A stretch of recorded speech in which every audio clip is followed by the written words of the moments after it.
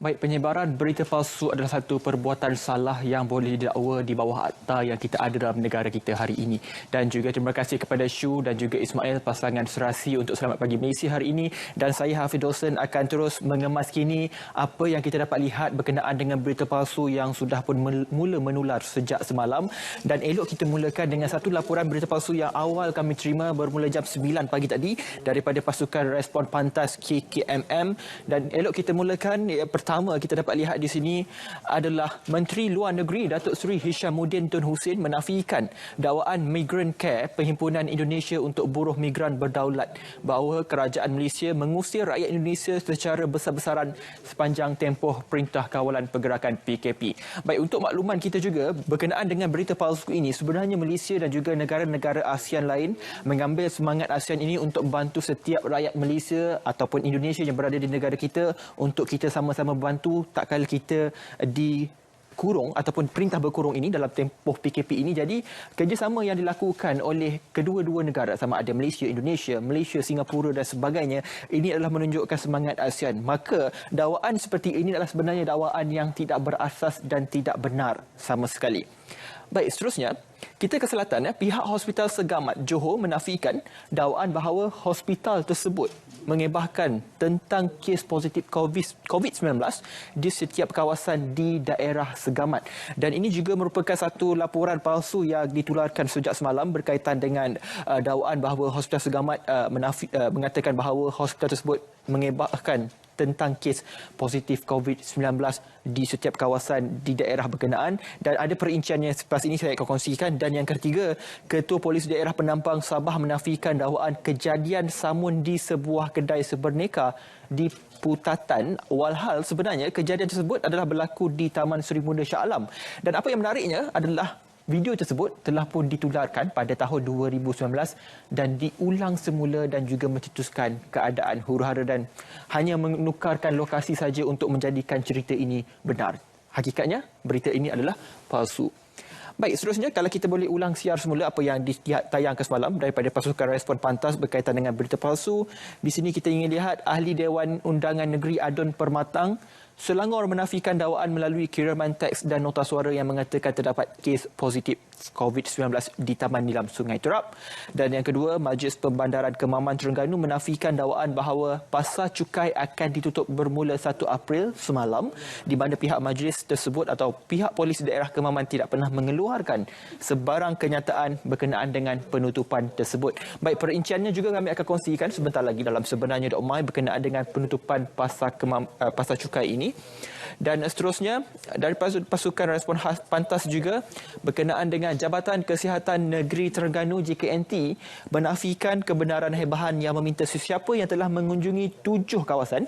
Kalau anda dapat lihat di sini 7 lokasi di sekitar kawasan Marang dan Kuala Terengganu pada 26 hingga 29 Mac 2020 supaya pergi ke hospital untuk menjalani ujian saringan.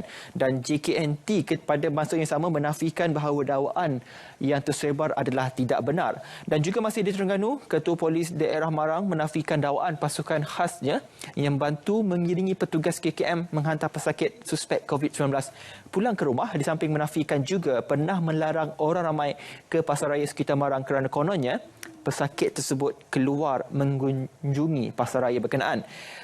Dan masih lagi di Johor, JKNJ pula menafikan dakwaan beberapa kawasan zon merah COVID-19 di negeri Johor. Dan JKNJ daripada itu juga tidak pernah mengeluarkan sebarang kenyataan ataupun perkara berkaitan dengan zon merah yang terdapat di selatan tanah air, iaitu di Johor. Baik, seterusnya. Masih lagi berkaitan dari berita palsu daripada pasukan respon pantas, kalau dapat kita lihat di sini Menteri Kanan Pertahanan Datuk Seri Ismail Sabri Yaakob menafikan bahawa dakwaan bahawa tahanan yang ingkar PKP atau Perintah Kawalan Pergerakan ditempatkan di dalam lokap secara beramai-ramai. Sebaliknya, menurut Datuk Seri sendiri mengatakan bahawa segala tanggapan yang dilakukan sepanjang tempoh PKP akan dilakukan mengikut SOP yang telah ditetapkan oleh pihak berkuasa. Maka tidak ada isu ataupun perkara yang berbangkit seperti mana yang dinyatakan oleh pihak yang tidak bertanggungjawab ini. Dan seterusnya, Jabatan Kebajikan Masyarakat Negeri Pahang menafikan dakwaan mengenai terdapat talian hotline JKM di daerah-daerah setiap negeri Pahang untuk dihubungi bagi mendapatkan bantuan COVID-19 bagi tempoh 29 Mac hingga habis tempoh PKP. Baik, dan ini kita akan perincikan talian-talian yang mula tersebar supaya anda semua maklum sekiranya anda menerima nombor-nombor yang saya akan maklumkan sebentar lagi. Dan yang ketiga, Pejabat Kesihatan Daerah Kulim menafikan dakwaan bahawa seorang pekerja TF Value Mart ataupun TF Mart yang lebih popular di Kulim positif COVID-19. Maka TF Value Mart menafikan dakwaan berkenaan bahawa tidak ada pekerja ataupun staf mereka yang dijangkiti wabak berkenaan. Kita terus saja ke maklumat terkini yang kami boleh kongsikan kepada anda berkenaan dengan waspada penipuan aplikasi mudah alih yang menggunakan nama kerajaan dan juga nama baik Perdana Menteri Malaysia. Baik ini adalah tangkap layar yang telah dikongsikan oleh sebenarnya .my dan juga orang ramai dinasihatkan supaya berhati-hati dengan laman sesawang yang menggunakan nama kerajaan, nama Perdana Menteri atau nama sesiapa sahaja yang anda lihat tidak benar dan anda perlu tentu sahihkan sebelum anda berkongsi kepada orang lain. Baik, dan ini perinciannya berkenaan dengan pasal cukai yang saya kongsikan awal tadi. Berita ini adalah tidak benar, sebaliknya apa yang dinyatakan oleh pihak berkuasa hanyalah dihadkan kepada 30 orang sahaja untuk berada dalam pasar raya pada satu-satu masa dan juga berada dalam jarak 1 meter ataupun kita panggil sebagai penjarakan sosial ataupun social distancing, dan juga pelaksanaan kawalan keluar masuk ke dalam pasar raya hanya satu pintu masuk sahaja dan hanya satu pintu keluar sahaja. Maka tidak ada cerita ataupun isu yang mengatakan bahawa pasar raya dicukai ini ditutup.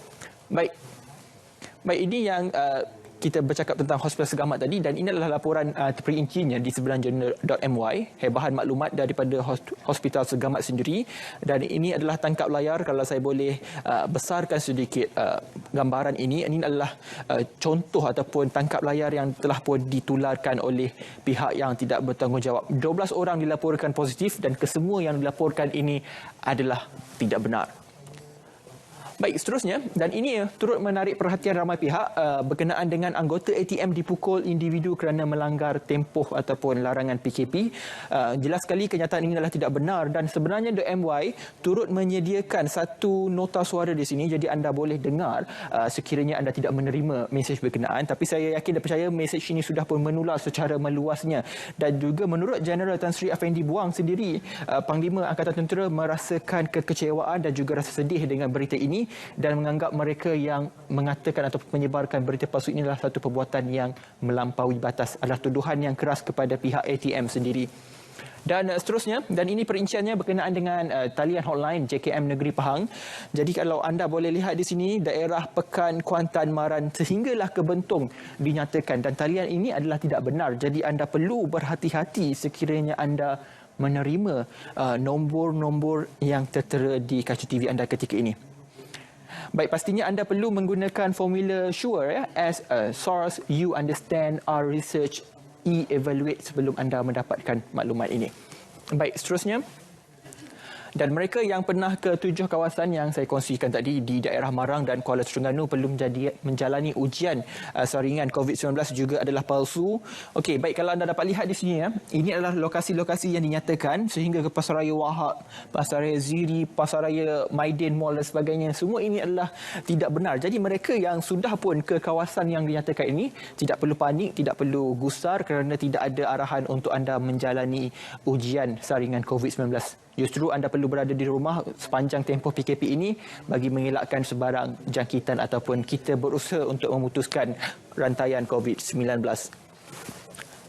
Baik, dan ini adalah satu laman web yang kita kata sebagai satu scammer ataupun scam berkenaan dengan laman sesawang yang menawarkan data internet 100 gig secara percuma selama 30 ataupun 60 hari.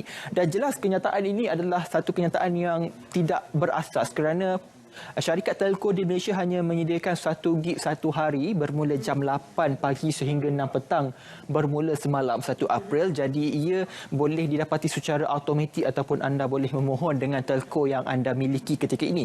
Jadi laman web ini adalah satu laman web palsu, hanyalah untuk mendapatkan maklumat peribadi anda ataupun istilahnya phishing.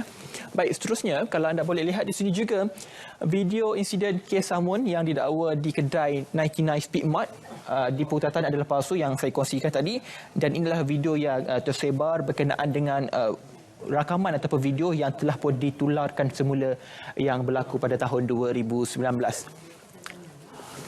Baik, dan seterusnya, ini adalah staf TF Value Mart tadi yang kita kongsikan, dan inilah tangkap layar yang mungkin anda terima sejak semalam berkenaan dengan mengatakan bahawa staf TF Mart itu dijangkiti wabak COVID-19 dan jelas sekali bahawa berita ini adalah tidak benar kerana ia telah pun disahkan oleh Pejabat Kesihatan Daerah Kulim.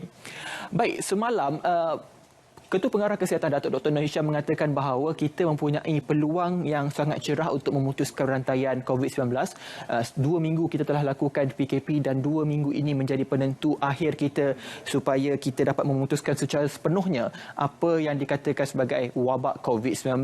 Ada satu ubat yang kita boleh kongsikan kepada anda.